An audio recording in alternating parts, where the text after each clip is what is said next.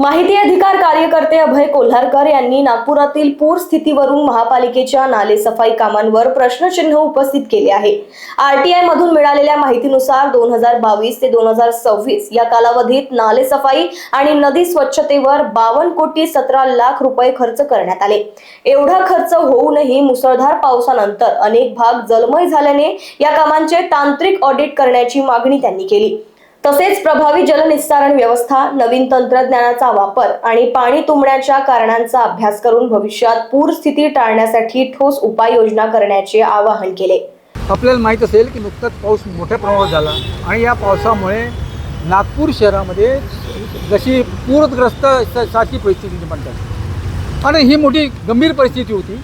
त्या दिवशी घराघरात पाणी शिरलं, रस्त्यामध्ये वाटेल तसं पाणी होतं, कार्स बंद पडत होत्या। तर अशी परिस्थिती का निर्माण झाली?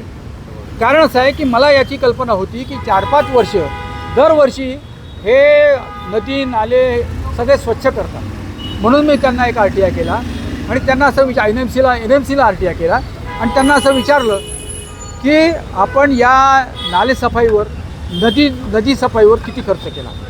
तेव्हा त्यांनी थोडक्यात मी त्यांचं उत्तर सांगते।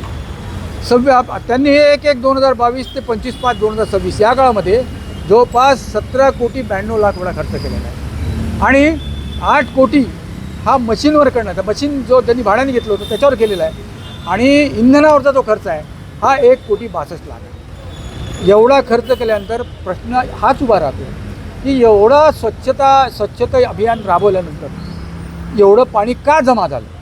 कारण हे विचारणं आवश्यक आहे की एनएमसी एवढा हा जो पैसा आहे लोकांचा आहे आणि लोकांचा पैसा असा जर खर्च होत असेल आणि त्यातनं काही उपलब्ध होत नसेल तर मग हा पैसा तरी का खर्च करावा?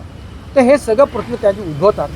म्हणून मला एनएमसीला असं सांगायचं आहे की तुम्ही वारंवार पैसे खर्च करता, सांगता की आमचे नाले आम्ही साफ केले आहेत, परंतु याचा अभ्यास करावा आणि असं होणार नाही यासाठी जरूर प्रयत्न करावे, काहीतरी नवीन टेक्निक वापरावे मागा। मुख्यमंत्री म्हणतात एका दिवसात एवढा पाऊस झालेला आहे त्यामुळे पूर परिस्थिती झालेली आहे। एका दिवसात पाऊस जरी झाला तरीसुद्धा नदी नाले जे आहेत यांना पाणी जायला जो मार्ग लागतो तो उपलब्ध नव्हता। याचं कारण असं आहे की तुम्ही जर चांगल्या प्रकारे खोल केले असते ते नाले तर तो पाणी निघून गेलं असतं।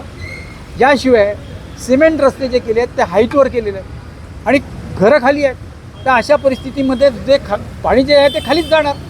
याशिवाय जे पाणी मुरायला पाहिजे या जमीन जी असते त्याचं मुरते, परंतु पश्चिम महाराष्ट्रामध्ये सगळे सिमेंटचे रस्ते केले आणि तिथे मुरायलाच जागा नाही आहे। आपण बघू शकता महालमध्ये हा काही प्रकार आला नाही, त्या ठिकाणी असं काही प्रकार आला नाही।